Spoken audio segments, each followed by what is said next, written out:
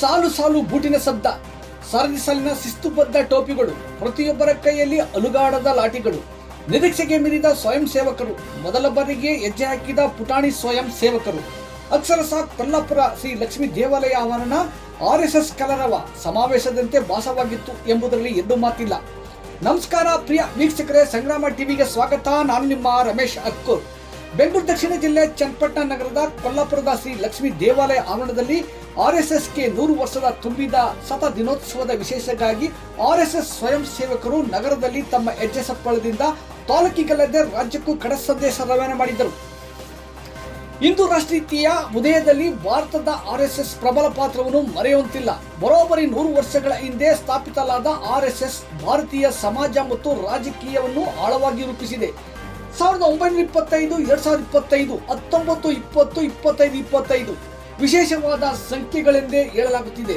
ವಿಶ್ವದ ಅತಿ ದೊಡ್ಡ ಸ್ವಯಂ ಸೇವಾ ಸಂಘಟನೆ ಭಾರತದ RSS ಎಂದು ಅದರ ಧ್ಯೇಯೋದ್ದೇಶಗಳ ಬಗ್ಗೆ ಸಂಘದ ತುಮಕೂರು ವಿಭಾಗದ ಸಂಚಾಲಕರಾದ ನಾಗೇಂದ್ರ ಪ್ರಸಾದ್ ಸಂಘ ಪರಿವಾರಕ್ಕೆ ಹಲವಾರು ಸಂದೇಶ ನೀಡಿದರು.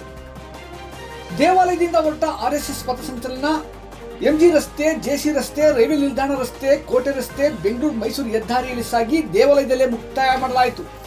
ರಾಜ್ಯದ ಚಿತ್ತಾಪುರ ಪ್ರಕರಣದ ಹಿನ್ನೆಲೆಯಲ್ಲಿ ಚಳುವಳಿಯ ತವರು ಚನ್ನಪಟ್ಟಣದಲ್ಲಿ RSS ಕಿಚ್ಚು ಹರಡುವುದೋ ಎಂಬ ಆತಂಕದಿಂದ ನಗರ ಪೊಲೀಸ್ ಪಹರೆ ಎಚ್ಚರ ವಹಿಸಿ ಯಾವುದೇ ಅಹಿತಕರ ಘಟನೆ ನಡೆಯದಂತೆ ಅಲರ್ಟ್ ಆಗಿದ್ದುದು ವಿಶೇಷವಾಗಿತ್ತು.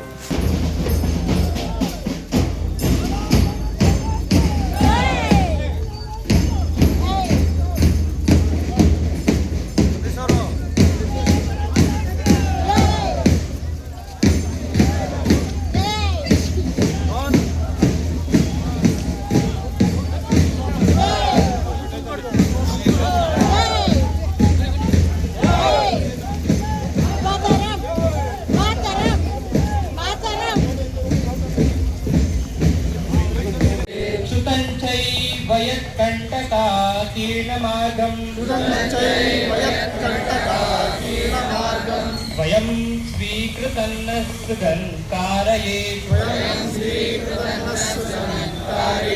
समुत्कर्षश्रेयसस्यैकमुग्रं परं साधनं नाम वीरव्रतं तदन्तस्फुरद्वक्षया ध्येयनिष्ठा तदन्तः प्रजादर्तु तीव्राणि च